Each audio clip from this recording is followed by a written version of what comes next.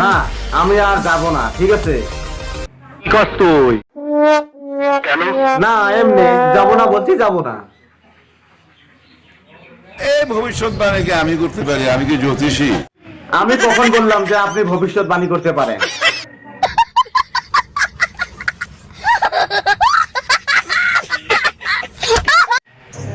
তুই কে? কি বলছেন ভাই? আমাকে চিনতে পারেন নাই? আমি সেই ছোট্টকালের রাজু।